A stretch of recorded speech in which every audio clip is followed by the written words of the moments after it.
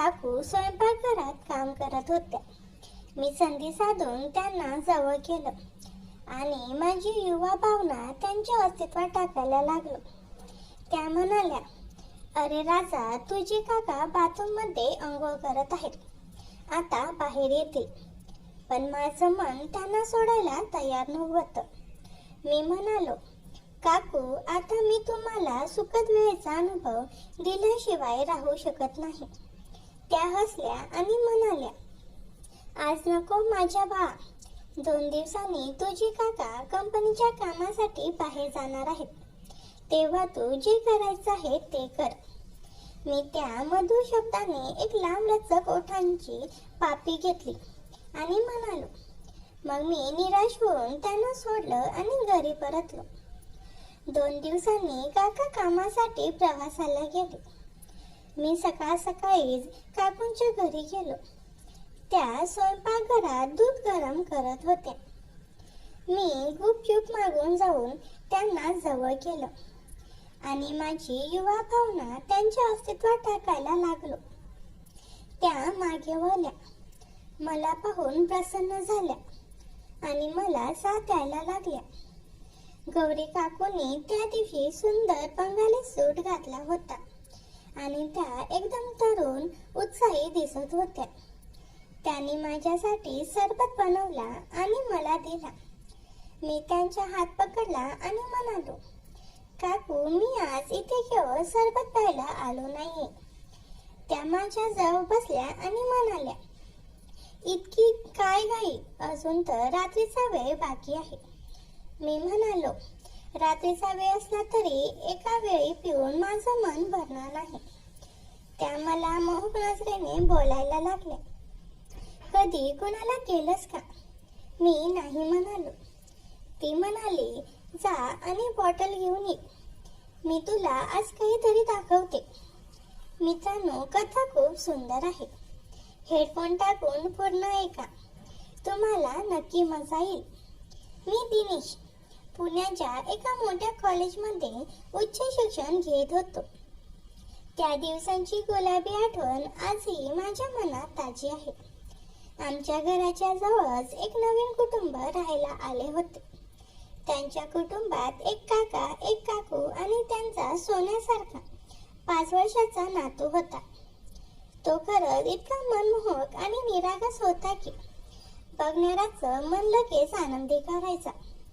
ती काकू म्हणजे गौरी काकू. वय 45च्या आसपासची असेल, पण दिसायला खूपच तरुण, सुंदर आणि मनमोहक होत्या आणि मी त्यांना काकूच म्हणायचो. त्या फारशा कोणाशी बोलायच्या नाहीत. त्या नेहमी घरातच असायच्या, क्वचितच बाहेर दिसायच्या. त्यामुळे आमचं त्यांच्याशी फारसं नातं जुळलं नव्हतं. पण सत्य सांगायचं तर गौरी काकूंना पाहिलं की माझं मन नकळत थपकायचं. त्यांची ती शांत, गंभीर मृता आणि पारंपरिक बंगाली साडींची शैली मला खूपच आकर्षित करायची. एके दिवशी अचानक काका अशक्त झाले. त्यांना चालणं सुद्धा कठीण झालं होतं. तेव्हा गौरी काकू घाईघाईत आमच्या घरी आल्या आणि माझ्या आईला म्हणाल्या, माझ्या पतीची तब्येत खूप खालावली आहे, त्यांना चालता येत नाहीये. तुमचा मुलगा जर त्यांना डॉक्टराकडे घेऊन गेला तर फार उपकार होतील. माझ्या आईने मला मोठी हाक मारली, अरे दिनेश, जा आणि काकांना दवाखान्यात घेऊन जा. मी एकटाच माझी दुचाकी काढली आणि गाडी चालू केली. मध्ये सुभाष काका आणि काकाच्या मागून काकू बसली.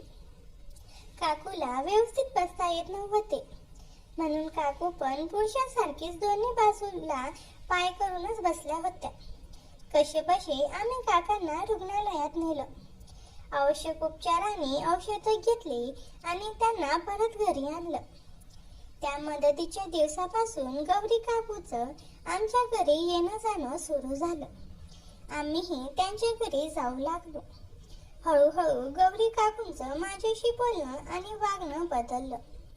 त्या मला पाहून हळू स्मित करायच्या, कधी कधी एका वेगळ्या दृष्टीने बघायच्या.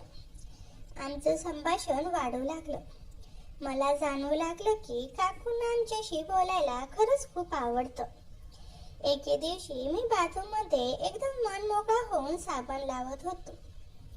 त्याचवेळी गौरी काकू आमच्या घरी आल्या आणि आईला म्हणाल्या, आमच्याकडे आज पाणीच आलेलं नाही, तर मी अंघोळीसाठी तुमचं बाथरूम वापरू शकते का? आईला माहीतच नव्हतं की मी आत आहे. तिने लगेच होकार दिला. त्या दिवशी आमच्या बाथरूमची कडी ढिली झाली होती, म्हणून ती नीट लागली नव्हती.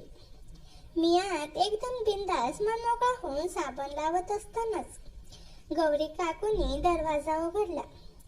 त्याने मला पाहिलं आणि पटकन दरवाजा बंद केला. मी तेव्हा माझ्या भावनेला साबण लावत होतो, त्यामुळे माझी भावना खूप दाटून आलेली होती. मी अंघोळ संपवून बाहेर आलो तेव्हा त्या मला पाहून हसल्या. मीही थोडं संकोचून हसलो आणि तिथून निघून गेलो. त्या घटनेनंतर माझं गौरी काकूच्या घरी जास्त वेळ जाणं वाढलं. एके दिवशी काकू परत आमच्या घरी आल्या आणि आईला म्हणाल्या, माझा नवरा 2 दिवसासाठी मित्रांबरोबर टूरला गेला आहे आणि घरी मी एकटीच आहे आणि मला एकटीला झोपायला खूप भीती वाटते. आजच्या रात्री आज तू माझ्याकडे झोपायला चल ना. तेव्हा आई म्हणाली, अगं माझा नवरा माझ्याशिवाय एक रात्रही काढू शकत नाही.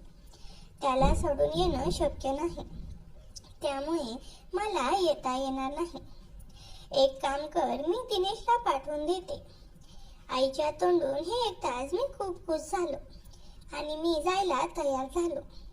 मी माझे पुस्तक वगैरे घेऊन काकूच्या घरी गेलो आणि काकूला म्हणालो, तुम्ही झोपा, मी अभ्यास करत आहे. असं म्हणून मी अभ्यास करू लागलो. काकू म्हणाले, तुला झोप आल्यानंतर तूही झोप. मी थोडंसं झोपते. दिवसभर काम केल्यामुळे काकूला कंटाळा आला होता. माझी नजर काकूकडे गेली. काकू झोपल्या होत्या. आज मी काकूला खूप जवळून बघत होतो. तिचा साडीचा पदर बाजूला सरकला होता. काकू या वयात सुद्धा एखादी 25च्या मुलीप्रमाणे दिसत होत्या. माझी नजर तिथून हटतच नव्हती. हे पाहून माझी भावना खूप दाटून आली होती, कारण एवढी सुंदर काकू मी पहिल्यांदाच पाहत होतो. मग मी लाईट बंद करून झिरो बल्ब चालू करून मीही शेजारी झोपलो. पण काकूचे डोळे अर्धवट उघडे दिसत होते. मी एका हाताने माझ्या भावनेला सुंदर अनुभव देऊ लागलो आणि दुसरा हात तिच्या त्या जागी हलकासा स्पर्श करत होतो आणि बोटाने अगदी सावधपणे हळूवारपणे तिच्या हातावरून खांद्यावरून फिरवत होतो. मला एखाद्या स्वप्नासारखं वाटत होतं. मी माझी हालचाल जास्त वाढवत गेलो. जसा जसा स्पर्श जाणवू लागला तसं काकूचं मन सावध झालं. तसा मी माझा हात बाजूला करत डोळे मिटवण्याचा नाटक केला.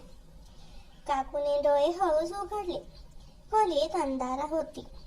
झिरो बल्बचं थोडंसं प्रकाश खोलीत पडत होतं. काकूने हलकेच मान वळवून माझ्याकडे पाहिलं.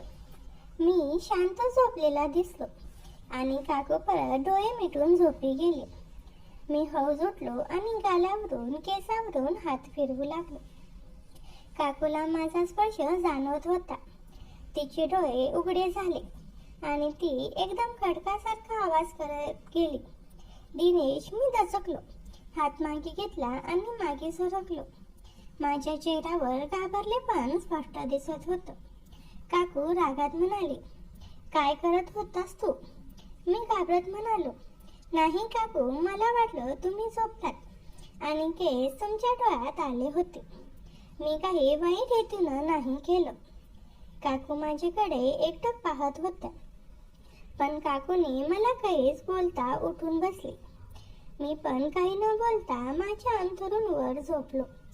काकू पण पाणी पिऊन झोपली. थोड्या वेळाने काकूने डोळे उघडून पाहिलं तर मी तिला झोपेत दिसलो. काकूला वाटले तिला स्वप्न पडले आहे, त्यामुळे ती मला उठवत म्हणाली, दिनेश, मला एक स्वप्न पडलं. त्या स्वप्नामध्ये एक मुलगा माझ्याजवळ आला आणि माझ्या अंगावरती हात फिरवायला चालू केला. त्याने हौसकन माझं बटन उघडलं आणि नंतर तो माझा पूर्ण अंग दाबू लागला. हळूहळू खांद्यावरून खाली घसरू लागला. नंतर त्याने त्याचा हात खाली लावून जोराने हात फिरवू लागला. मीही हळूच माझा हात त्यांच्या त्या नको त्या ठिकाणी घातला आणि त्याने लगेच पेंट बाजूला गेले आणि नंतर पुन्हा तिथेच तो माझे पाय वरती गेले आणि साडी बाजूला ढकलली आणि जोरजोरात सुंदर वेळचा अनुभव देऊ लागला. मला समजत नव्हते की मी एवढी मोठी असून 17 वर्षाचा मुलगा मला जोराने मारू लागला होता आणि माझी पालत करून पूर्ण मागून काढून टाकली आणि उठून तो झोल्यानंतर माझ्या अंगावरती तशी साडी फेकून गेला आणि तेवढ्यात मला जाग आली. मी उठून पाहते तर तो झोपला होता. मला वाटले माझ्यासोबत स्वप्न पडलं आहे, परंतु या वेळेला माझं अंग दुखत होतं. पण काकू पुन्हा अंगावरती विस्कटलेली साडी नीट घेतली आणि झोपी गेली. सकाळी उठताना तिला खूप त्रास झाला. काकू लवकर उठून बाथरूममध्ये गेले. पाहते तर तिचं पूर्ण अंग हे लाल झालं होतं. तिला काही समजत नव्हते. तिला काहीतरी शंका येऊ लागली. नंतर ती माझ्याजवळ आली आणि म्हणाली, दिनेश, रात्री कोण आलं होतं का? मी घाबरत नाही म्हणालो. काकू म्हणाली, अरे मग तू रात्रभर काय केलंस? असं विचारल्यानंतर मी म्हणालो, काही नाही, मी थोडा वेळ अभ्यास केला आणि नंतर झोपलो. त्यानंतर मला माहिती नाही काय झालं ते. काकू म्हणाल्या, ठीक आहे. मग मी एकही शब्द न बोलता तिथून निघून गेलो. मला काय करावे हेच कळेना. मग काही दिवस मी काकूंना भेटलोच नाही. पण एक दिवस मी कॉलेजमधून घरी येत असताना समोरून काकू आल्या. काकू या मार्केटमधून आल्या होत्या. काकू माझ्याकडे पाहत म्हणाल्या, अरे दिनेश, तू तर खूप त्या रात्रीपासून मला भेटलाच नाही. मी त्या शांत उभा होतो. काकू म्हणाल्या, दिनेश, घरी चालला आहेस ना? मला पण घरी सोड. मग काकू माझ्या बाईकवर बसल्या. अधूनमधून काकू मला त्या भागाने स्पर्श करू लागल्या. हे स्पर्श जाणवताच माझी भावना दाटून आली. मित्रांनो, मला जे जाणवत होतं ते मी तुम्हाला शब्दातही सांगू शकत नाही. माझ्या शरीरावर काटे यायला लागले. शेवटी आम्ही पोचलो. काकू म्हणाल्या, दिनेश, उद्या घरी ये. तुझे काका तुझी आठवण काढत होते. मी हो म्हणत घरी गेलो. माझा घाबरटपणा आता दूर झाला होता. मी काकूंच्या घरी यायला लागलो होतो. काकू स्वयंपाकघरात असल्या तरी मी काही ना काही निमित्त काढून तिथे जायचो. कधी कधी जाणून बुजून त्यांच्या जवळ जायचो आणि माझी युवा भावना त्यांच्या सॉफ्ट अस्तित्वाला हलके स्पर्श करायचो. काकूंना माझ्या मनात काय चाललंय हे कळत होतं, पण त्या काहीच बोलायच्या नाहीत. मला वाटायचं की त्यांना माझ्याकडून सुखद क्षणाचा अनुभव घ्यायचा आहे, पण त्या बोलत नसल्याने मी स्वतः सुरुवात करायला घाबरायचो. जर काकूंना वाईट वाटलं आणि त्यांनी कोणाला सांगितलं तर सगळं काही संपुष्टात आलं असतं. एके दिवशी काकू आमच्या घरी आल्या आणि सरळ माझ्या खोलीत येऊन विसावल्या. मी त्यांच्या मागे पलंगावर बसलो आणि माझ्या पायाने त्यांच्या अस्तित्वाला हलके स्पर्श करायला लागलो. त्या मागे वळल्या आणि मला पाहून हसल्या. त्यांचं स्मित हास्य पाहून मला हिरवा कंदील मिळाल्यासारखं वाटलं. मी थोडी हिंमत केली आणि माझा पाय त्यांच्या शरीराच्या खाली सरकला. तेवढ्यात माझी आई तिथे आली आणि आम्ही पटकन दूर झालो. आता मला काकूकडून पूर्णपणे संमती मिळाली होती आणि माझी हिंमत वाढली होती. जेव्हा जेव्हा संधी मिळायची मी काकूंच्या व्यक्तिमत्वाला सुखद वेळेचा अनुभव द्यायचो. कधी कधी मी माझी युवा भावना त्यांच्या हातात द्यायचो आणि त्या त्याला सुखद अनुभव घ्यायच्या. पण त्या म्हणायच्या, आता दूर हो, नाहीतर कोणीतरी पाहिलं आणि समस्या होईल. खरं तर मला त्यांना सुखद वेळेचा अनुभव देण्याची मोठी संधीच मिळत नव्हती. एके दिवशी मी त्यांच्या घरी गेलो तर काका घरी नव्हते. काकू स्वयंपाकघरात काम करत होत्या. मी संधी साधून त्यांना जवळ केलं आणि माझी युवा भावना त्यांच्या अस्तित्वात टाकायला लागलो. त्या म्हणाल्या, अरे राजा, तुझे काका बाथरूममध्ये अंघोळ करत आहेत, आता बाहेर येतील. पण माझं मन त्यांना सोडायला तयार नव्हतं. मी म्हणालो, काकू, आता मी तुम्हाला सुखद वेळेचा अनुभव दिल्याशिवाय राहू शकत नाही. त्या हसल्या आणि म्हणाल्या, आज नको माझ्या बा. 2 दिवसांनी तुझी काका कंपनीच्या कामासाठी बाहेर जाणार आहेत. तेव्हा तू जे करायचं आहे ते कर. मी त्या मधुर शब्दाने एक लांबलचक ओठांची पापी घेतली आणि म्हणालो, काकू, मी तुमच्यावर खूप प्रेम करतो. मग मी निराश होऊन त्यांना सोडलं आणि घरी परतलो.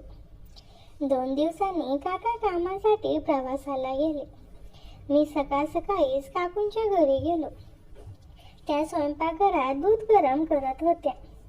मी गुपचूप मागून जाऊन त्यांना जवळ केलं आणि माझी युवा भावना त्यांच्या अस्तित्वात टाकायला लागलो. त्या मागे वळल्या, मला पाहून प्रसन्न झाल्या आणि मला साथ द्यायला लागल्या.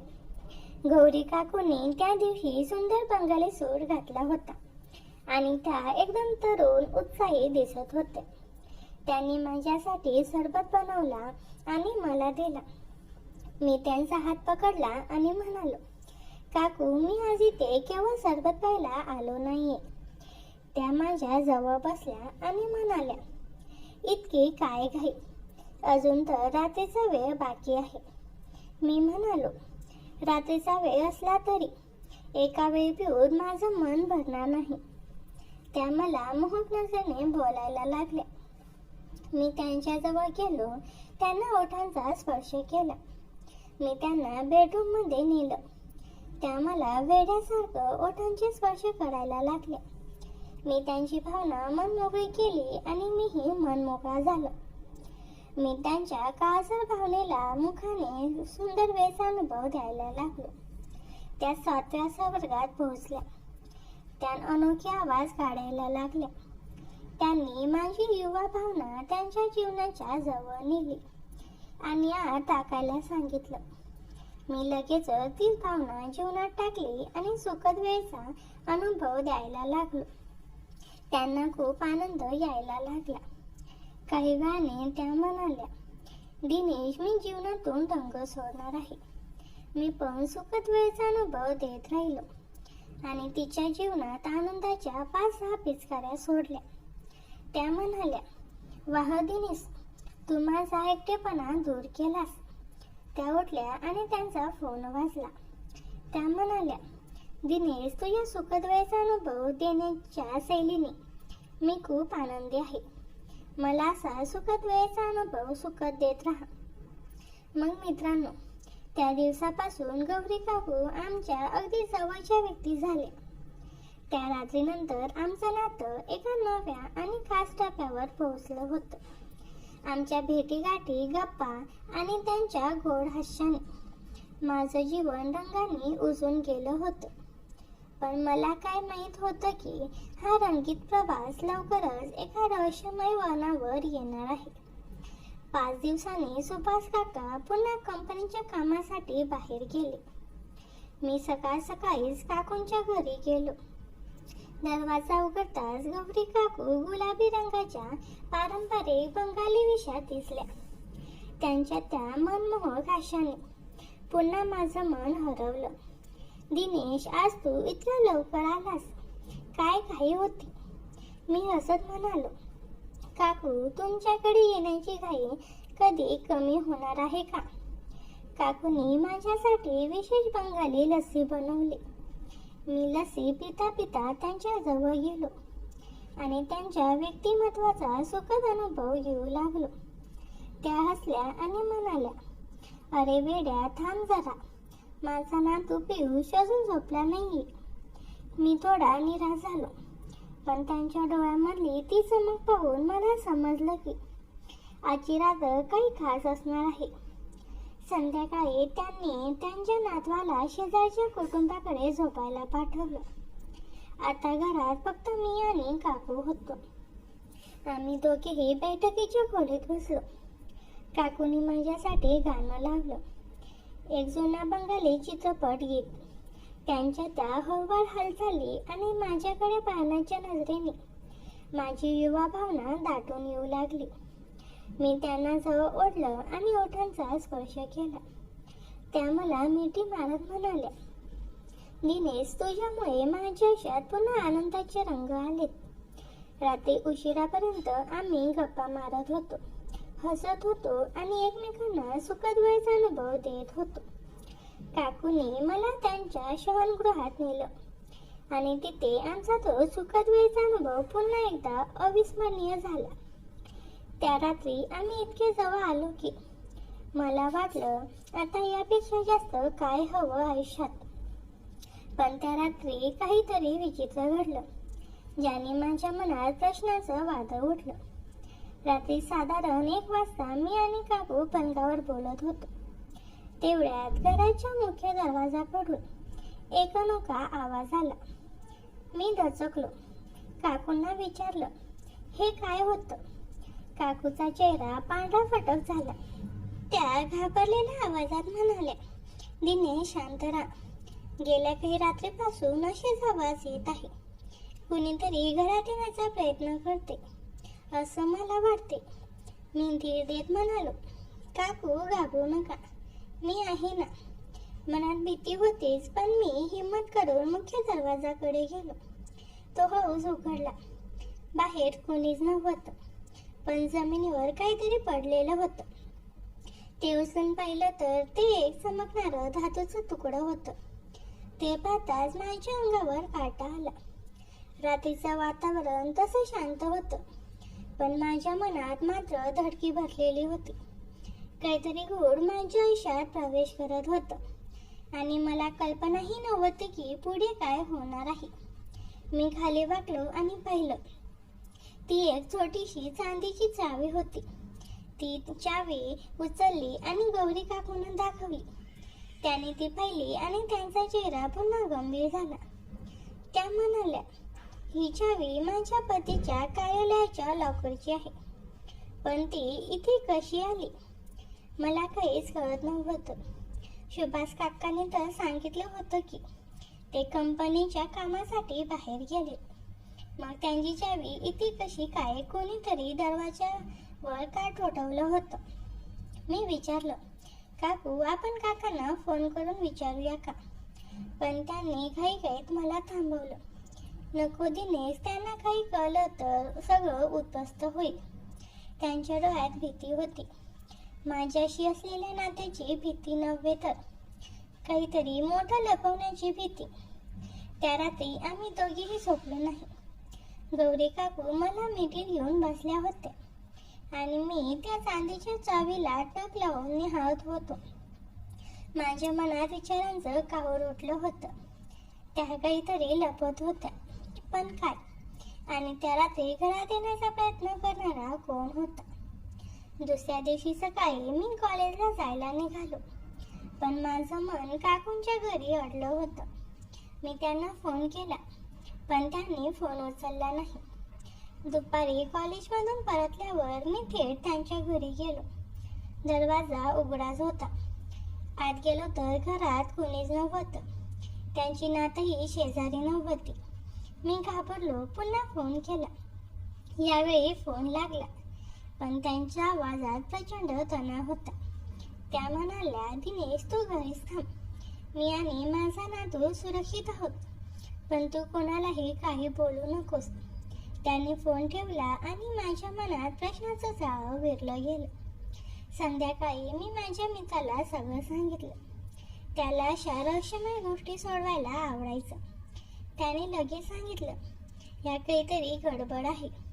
त्या चावीचा आणि त्या रात्रीच्या आवाजाचा नक्की काहीतरी संबंध आहे.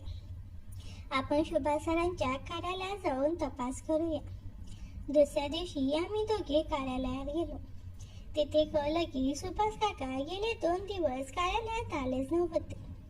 त्यांच्या सहकार्याने सांगितलं होतं. ते म्हणाले होते की त्यांना काही वैयक्तिक कामासाठी सुट्टी हवी होती.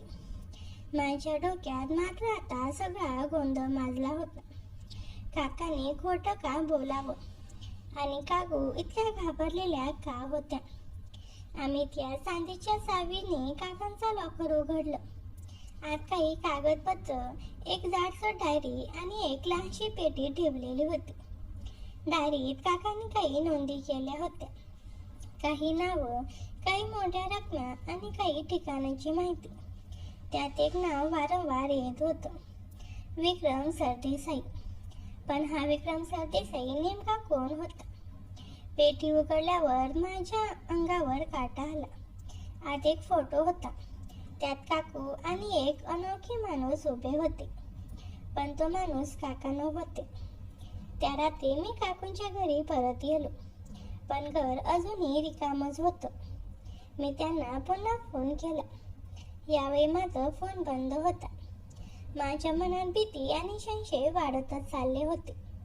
इतक्यात माझ्या फोनवर एक अनोळखी क्रमांकावरून संदेश आला. दिनेश, तू खूप पुढे गेलास. आता थांब, नाहीतर तुझ्या आणि गौरीच्या सुंदर वेळेचा अनुभव सगळ्यांना कळेल. संदेशच्या शेवटी एक फोटो होता. तो फोटो पाहताच माझ्या अंगातून रक्त गोंधलं. मी आणि काकू त्या रात्री शहनगृहात सुंदर वेळेचा अनुभव असतानाचा. मी थरथरला लागलो. कुणीतरी आमच्यावर नजर ठेवत होतं. माझ्या हातातली ती चांदीची चावी आणि काकांच्या डायरीतलं विक्रम सरदेसाई हे नाव सतत माझ्या डोक्यात घुमत होतं. काकू आणि त्यांची नात कुठे गायब झाल्या होत्या? आणि काका खरंच प्रवासावर होते का? की त्यांनी आम्हाला फसवलं होतं? माझं मन प्रश्नाच्या गुंतागुंतीच्या जाळ्यात अडकून गेलं होतं. आणि मला असं वाटत होतं की हा खेळ आता माझ्या हातातून निसटत चाललाय. त्या रात्री मी डोळ्याला डोळा लावला नाही. त्या संदेशातील धमकी वजा इशारा माझं संपूर्ण अस्तित्व हलवून गेला होता. मी मित्राला फोन करून सगळं सांगितलं. त्याने शांतपणे ऐकले. एकदम गंभीर चेहरा करून म्हणाला, दिनेश, हे साधं प्रकरण अजिबात नाहीये. त्या चांदीच्या चावीचं आणि दैनंदिन काहीतरी खूप मोठं कनेक्शन आहे. आणि हा विक्रम सरदेसाईचं नाव सगळीकडे का फिरतंय हे शोधल्याशिवाय आपण मागे हटू शकत नाही. त्याने मला दुसऱ्या दिवशी सकाळी त्यांच्या घरी यायला सांगितलं. माझ्याकडे काही विशेष उपकरण आणि संपर्क आहेत, ज्यांनी आपल्याला काकांच्या कार्यालयातल्या त्या कागदपत्रांचा अर्थ लावायला मदत होईल. तो म्हणाला. दुसऱ्या दिवशी मी मित्राच्या घरी पोहोचलो. घरात आधीच त्याने काकांच्या डायरीतल्या नोंदीचा बारकाईने अभ्यास केला होता. काही नावं, काही मोठ्या रकमा आणि गूढ ठिकाणी सगळं एकमेकांशी जुळून येत होतं. दिनेश ही दैनंदिनी काही साधारण नाही. यात काहीतरी फार मोठ्या आर्थिक व्यवहाराबद्दल माहिती आहे. आणि बघ, विक्रम सरदेसाईचं नाव सगळ्यात जास्त वेळा आलंय. मित्र म्हणाला. याचा अर्थ काकांचं आणि विक्रमचं काहीतरी गुप्त व्यवहार आहे. यानंतर त्याने मला त्यांच्या एका तज्ञ मित्राला भेटायला सुचवलं, आदित्य हा हॅकिंग आणि माहिती काढण्यात डेटाबेस इजेक्शन्स तरबेज होता. आम्ही त्याच्याकडे पोहोचलो. आदित्यने काकांच्या कार्यालयाच्या सिस्टीममधून काही फाईल्स काढल्या आणि त्या उघडल्या. आणि तिथे धक्कादायक सत्य समोर आलं. काकांचं कार्यालय एका अत्यंत गुप्त पैशाच्या गैरव्यवहाराच्या मनी लॉन्ड्रिंग जाळ्याशी नेटवर्कशी जोडलेलं होतं. विक्रम सरदेसाई हा त्या नेटवर्कचा मुख्य सूत्रधार होता. आणि सगळ्यात भयानक म्हणजे काकाचं नाव त्या व्यवहारामध्ये एक अत्यंत महत्त्वाचं म्हणून लिहिलेलं होतं. पण प्रश्न अजूनही तसाच राहिला. यात काकूचा काय संबंध? त्या अचानक गायब का झाल्या? आम्ही ठरवलं की काही झालं तरी काकूच्या घरातून काहीतरी पुरावे मिळवले पाहिजेत. त्या रात्री आम्ही काकूंच्या घरी गेलो. घर पूर्ण अंधारात बुडालेलं होतं. शांतता इतकी की श्वासही जड वाटावा. स्वयंपाकघरात दुधाचा ग्लास अजून तसा ठेवलेला होता. जणू कुणी घाईघाईत घर सोडलं होतं. शयनगृहात गेलो तर तिथे काकूंचा एका दुपट्टा जमिनीवर पडलेला होता. मी तो उचलला आणि त्यातून एक छोटीशी चिठ्ठी खाली पडली. त्यावर लिहिलं होतं, दिनेश, मला माफ कर. मला तुझ्यापासून काही गोष्टी लपवाव्या लागल्या, पण आता मला आणि माझ्या नातवाला धोका आहे. तू या सगळ्यातून बाहेर राहा. ते शब्द वाचून माझं मन उदास आणि संतापाने भरलं. काकू मला का सांगत नव्हत्या की त्या नेमक्या कोणत्या संकटात सापडल्या होत्या. डोळ्यांसमोर अंधार दाटून आला. मी ती चिठ्ठी नीताला दाखवली. त्याने माझ्या खांद्यावर हात ठेवून शांत आवाजात सांगितलं, दिनेश, तू भावने होऊ नकोस. आपल्याला काकू आणि त्यांच्या नातवाला शोधायचं आहे. मला खात्री आहे त्या विक्रम सरदेसाईशी संबंधित आहे. आम्ही आधी त्याच्या मदतीने विक्रम सरदेसाईचा पत्ता शोधला. तो मुंबईच्या बाहेर एका गावात एका प्रचंड बंगल्यात राहत होता. बाहेरूनच तो बंगला गोड, कासर आणि भयानक दिसत होता. आम्ही तिथे जायचं ठरवलं, पण मनात सतत भीती होती. जर विक्रम सरदेसाई खरंच एवढा मोठा गुन्हेगार असेल तर आम्ही दोघेच त्यांच्याशी कसा सामना करणार. पण काकू आणि त्यांच्या नातवांच्या सुरक्षितेसाठी मी हिंमत एकवटली. त्या रात्री आम्ही विक्रमच्या बंगल्याकडे निघालो. रात्र काळोखी होती. रस्त्यांवर कुत्र्यांचे भुंकणारे आवाज, दुरावून येणारी घुबडांची किंकाळी, सगळं वातावरण अंगावर काटा आणणारं होतं. बंगला एका सुनसान जागी होता. तिथे पोहोचल्यावर मला अचानक त्या रात्री एकटेल खटखट आवाज आला. आम्ही बंगल्याच्या मागच्या बाजूने आत शिरायचा प्रयत्न केला. एक खिडकी किंचित उघडी होती. आम्ही श्वास रोखून आत गेलो. आत एक प्रचंड हॉल होता, जिथे काही लोक मंद आवाजात गुपचूप चर्चा करत होते. हवेत दारूचा श्वास, टेबलावर पसरलेल्या संख्येच्या आणि एका माणसाच्या हातात चमकणारी बंदूक, सगळं दृश्य शारून टाकणारं होतं. आम्ही धडधडत्या हृदयाने पुढे गेलो. अचानक आम्हाला एका खोलीतून दबक्या आवाजात रडण्याचा आवाज ऐकू आला. तिथे पाहिलं तर काकू आणि त्यांची नात दोघं बांधलेल्या अवस्थेत बसले होते. काकूंच्या चेहऱ्यावर भीतीचं सावट होतं आणि त्यांची नात रडून रडून थकली होती. मी मिताला इशारा केला आणि आम्ही त्यांना सोडवण्याचा प्लॅन राखायला लागलो. पण तेवढ्यात खोलीच्या कोपऱ्यात उभा असलेला तो माणूस मागे वळला आणि मला प्रचंड धक्का बसला. तो विक्रम सरदेसाई नव्हता. ते काका सुभाष काका होते. काकाने मला पाहिलं आणि त्यांचा चेहरा कठोर निर्दयी झाला. थंड आवाजात ते म्हणाले, दिनेश, तुला इथे यायला नको होतं. मी गोंधळून विचारलं, काका, तुम्ही इथे काय करत आहात? आणि काकू आणि तुमचा नातू का बांधलेले आहेत? काकांनी एक विचित्र थंड हसू केलं आणि म्हणाले, तुला वाटतं की गौरी फक्त तुझ्याशी सुखद्वेषाचा अनुभव घेत होती? नाही दिनेश, हे सगळं मोठं, खूप मोठ्या खेळाचा भाग आहे, ज्याची तुला कल्पनाही नाही. ती माझ्या योजनेचा भाग आहे. दिनेश, तू फक्त एक पैदा होतास. माझं डोकं फिरलं होतं. काकाने थंड आवाजात सांगितलं की गौरीला यांनी पैशांच्या व्यवहाराच्या रॉकेटमध्ये अडकवण्याचा वापरलं होतं. त्या चांदीच्या चावीने एक गुप्त लॉकर उघडायचं होतं, जिथे कोट्यावधीच्या आर्थिक व्यवहारांचे पुरावे आणि पैशांचे दस्तऐवज लपलेले होते. गौरीला खरं तर काहीच माहीत नव्हतं, पण ती विक्रम सरदेसाईला ओळखत होती, कारण तो तिचा जुना मित्रच नव्हे तर तिच्या भूतकाळशी जोडलेलं एक काळ गुपित होतं. काकांनी तिला धमकावत तिच्या कमकुवत जागेवर हात ठेवून जबरदस्तीने त्या रॉकेटमध्ये सामील केलं होतं. ते बोलत असतानाच काकांनी बंदूक माझ्यावर रोखली. त्यांच्या डोळ्यातील कठोरपणा पाहून मला जाणवलं की आता मी आणि माझा मित्र यातून जिवंत बाहेर पडणं अवघड आहे. ते म्हणाले, दिनेश, आता तू माझा सगळ्यात मोठा अडथळा आहेस आणि अडथळा कायमचा हटवावा लागतो. पण तेवढ्यात बाहेरून पोलिसांच्या सायरनचा कर्णकश आवाज घुमला. आदित्यने आमच्या मागे येत पोलिसांना कळवलं होतं आणि त्याने आमचं ठिकाण लोकेशन ट्रॅक केलं होतं. काकांच्या हातातून बंदूक खाली पडली आणि पुढच्या क्षणाला पोलिसांनी त्यांना पकडलं. काकू आणि त्यांचा नातू सुखरूप सोडवले गेले. काकूने मला मिठी मारली, डोळ्यात पाणी आणून म्हणाल्या, दिनेश, मला तुझ्यापासून हे सगळं लपवावं लागलं कारण माझ्या नातवाच्या जीवाला थेट धोका होता. मी त्यांना माफ केलं, पण मनाच्या आत खोलवर एक मोठा धक्का बसला होता.